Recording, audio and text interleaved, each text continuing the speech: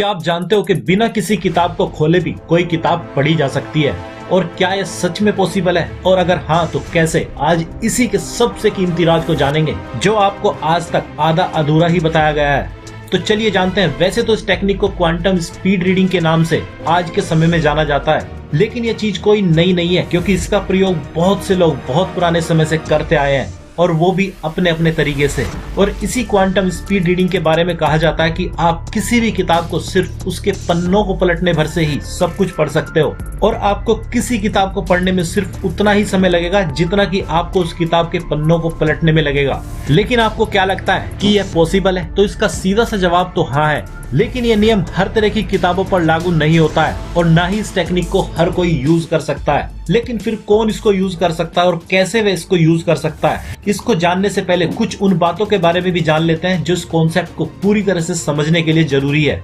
जैसे कुछ लोग कहते हैं कि स्वामी विवेकानंद के पास भी ऐसी ही खासियत थी, क्योंकि उनका एक वाक्य जो काफी फेमस है वह यह है कि वे भी लाइब्रेरी से रोजाना एक किताब ले जाते थे और सुबह वापस उसको जमा कर दूसरी किताब ले लेते थे। लेकिन आप जरा सोचिए कि अगर ऐसा होता तो उनको लाइब्रेरी से किसी किताब को पूरी रात के लिए अपने साथ ले जाने की जरूरत ही क्या थी? वे तो वहीं किसी भी किताब के पन्ने पलट कर पढ़ सकते थे। क्योंकि क्वांटम स्पीड रीडिंग के बारे में तो जो सबसे ज्यादा मिथ कहे या आइडिया कहे, जो सबसे ज्यादा चलता है वह यही है कि आप किसी भी किताब को सिर्फ पन्ने पलट कर ही पढ़ सकते हो और आपको उस किताब में लिखा पूरा कॉन्सेप्ट पूरी तरह से समझ आ जाएगा। और कुछ लोग तो यहाँ तक भी कहते हैं कि आपको किसी पन्ने पर क्या लिखा है वह तक भी समझ आ सकता है। और जब इस टेक्निक को यंग पीपल सही से नहीं कर पाते हैं तो इसको इस तरह से दर्शाया जाता है कि बच्चे इसको ज्यादा जल्दी से प्रयोग कर सकते हैं। और इसमें कोई शक भी नहीं है कि बच्चे ऐसा कर सकते हैं, क्योंकि बच्चे अपने दिमाग से ज्यादा अपनी सोल के करीब ही रहते हैं, इसलिए वे इस क्वांटम स्पीड रीडिंग को कुछ हद तक प्रयोग कर सकते हैं। लेकिन अगर दिमाग की साइड से देखा जाए तो इंसान के लेफ्ट साइड के दिमाग का प्रयोग होता है किसी भी तरह की नई चीज को सीखने के लिए,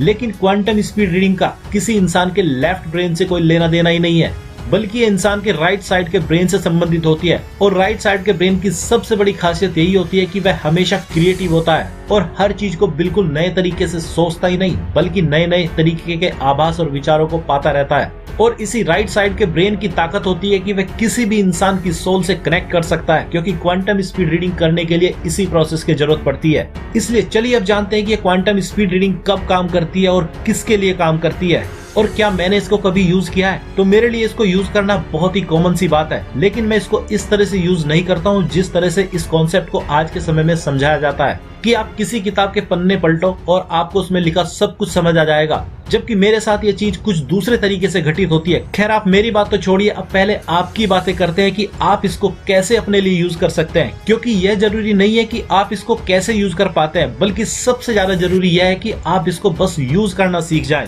और आपके लिए भी ये सब कुछ चीजें कॉमन सी हो जाएं। तो चलिए पहले इसी सवाल के जवाब को जानते हैं। तो इसका सीधा सा जवाब है कि जब भी कोई इंसान हकीकत में इस दुनिया भर के ज्ञान का भूखा हो जाता है तो सबसे पहले वह बहुत से ऑथर्स की किताबों को पढ़ना शुरू करता है। तो वह पाता है कि जितना ज्ञान वह अपने अंदर भरता जाता है उतना ही उसको बाकी लगता रहता है। और जब कोई 1000-2000 किताबें दुनिया के अलग अलग सब्जेक्ट्स पे पढ़ लेता है तो उसका संबंध 1000-2000 राइटर्स की सोल से तो उनकी किताबों को पढ़ने के कारण जुड़ी जाता है। साथ ही एक काम और उसके साथ हो जाता है कि इस स्टेज पर पहुंचने पर यह प्रकृति ऐसे इंसान को भी उसी स्टेज पर पहुंचा देती है जहां पर उसके सारे ज्ञान का खजाना छिपा है, और जिस खजाने का प्रयोग करके कोई राइटर कभी कुछ नया ज्ञान इस दुनिया के लिए क्रिएट कर पाता है। और यहीं से इस इंसान की क्वांटम स्पीड रीडिंग करने की शुरुआत हो जाती है। और फिर वह किसी भी किताब के टाइटल को देखते ही या किताब के किसी भी पन्ने को खोलते ही और उसकी 2-4 लाइनों को पढ़ते ही उस किताब से ही नहीं, उस राइटर की सोल से सीधे ही कनेक्ट हो जाता है जिसने वह किताब लिखी होती है, और साथ ही ज्ञान के उस कीमती खजाने से भी सीधे ही जुड़ जाता है। और उसको एक ही सेकंड में पता चल जाता है कि इस किताब का मेन टॉपिक क्या है और राइटर ने क्या समझाने की कोशिश की है।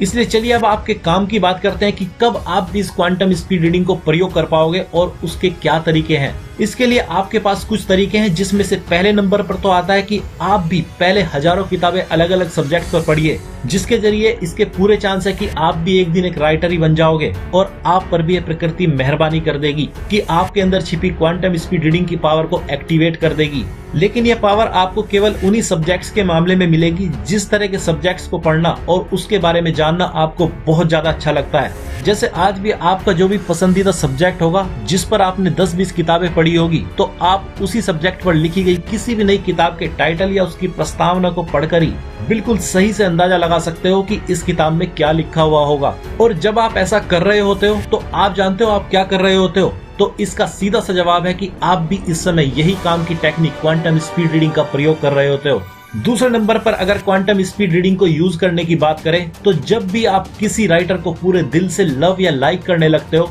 तो तब भी आप उस राइटर की सोल से कनेक्ट हो जाते हो और उस समय आप उस अकेले राइटर से नहीं बल्कि दुनिया भर में मौजूद अभी वर्तमान के और दुनिया भर में कभी भी हो चुके उसी के जैसे राइटर से कनेक्ट हो जाते हो, क्योंकि तब आप और आपके जैसे ही वे सभी लोग उसी हायर सोर्स से इंस्पिरेशंस पा रहे होते हैं जहाँ से है प्रकृति सभी को काम की चीजें बताती है। और आप बड़ी ही आसानी से ऐसे किसी भी राइटर की किताब के 2-4 पन्ने पढ़ते ही बता दोगे कि उसने इस किताब में क्या बताने की कोशिश की है। इसलिए अब अगर तीसरे तरीके की बात करें तो जब भी आप स्पिरिचुअल लाइफ में एंटर कर जाते हो तो आपको क्वांटम स्पीड रीडिंग जैसी चीजें करनी नहीं पड़ती, बल्कि इस तरह की चीजें आपके लिए बिल्कुल कॉमन सी होने लगती है, क्योंकि आपके अंदर जो सोल अभी है वह एक लेवल पर इस दुनिया में मौजूद हर सोल से हमेशा ही कनेक्ट रहती है। वह बात दूसरी है कि इसका एहसास हमें हो या ना हो या कभी कभी ही हो, लेकिन ये कनेक्ट तो होती ही है। और इसी लेवल पर जो चीजें किसी इंसान की सोल किसी इंसान के दिमाग को बताती है या दिखाती है वह किसी दूसरे को भी कितनी ही दूरी से दिखा और समझा सकती है।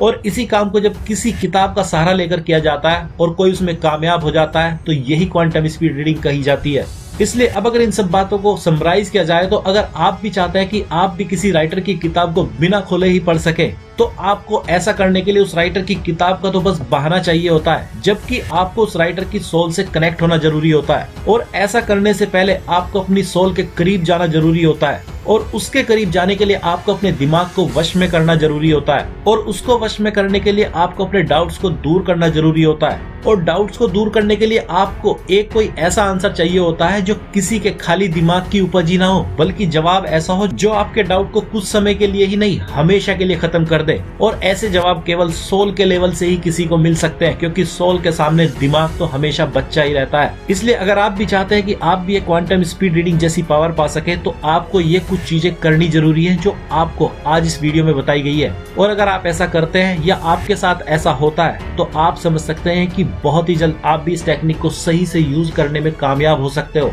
और अब आपको क्या करना है, आप काफी समझदार है। तो आज इस वीडियो में इतना ही और हम आपसे जल्दी मिलते हैं एक सबसे यूनिक और सबसे कीमती इंफॉर्मेशन से भरी वीडियो के साथ। तब तक अपना ख्याल रखिए, मुस्कुराते रहिए। धन्यवाद।